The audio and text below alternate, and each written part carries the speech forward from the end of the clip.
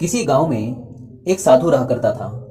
वह जब भी नाचता था तभी बारिश होती थी।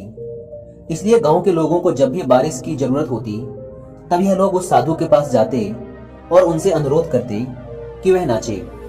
और जब वह नाचने लगते तो बारिश जरूर होती थी। कुछ दिनों बाद 4 लड़के शहर से गांव में घूमने आए। जब उन्हें यह बात पता चली कि किसी साधु के नाचने से बारिश होती है तो उन्हें यकीन नहीं हुआ। शहरी पढ़ाई लिखाई के घमंड में उन्होंने गांव वालों को चुनौती दे दी कि अगर हम भी नाचेंगे तो बारिश होगी, और अगर हमारे नाचने से बारिश नहीं हुई तो साधु के नाचने से भी बारिश नहीं होगी।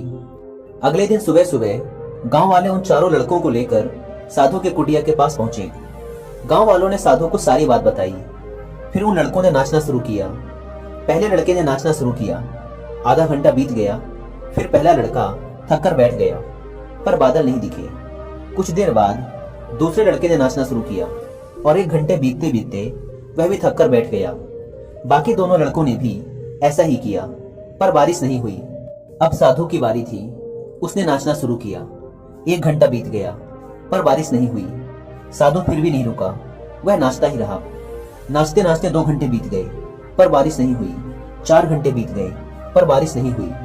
लेकिन साधु तो रुकने का नाम ही नहीं ले रहा था। धीरे धीरे शाम ढलने लगी कि तभी बादलों की गड़गड़ाहट सुनाई दी और थोड़ी देर बाद जोरों की बारिश होने लगी। यह देखकर चारों लड़के दंग रह गए और तुरंत साधु से क्षमा मांगी।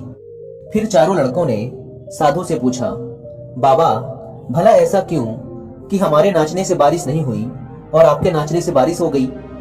साधु ने उत्तर दिया, जब मैं नाचता हूं तो 2 बातों का ध्यान रखता हूं।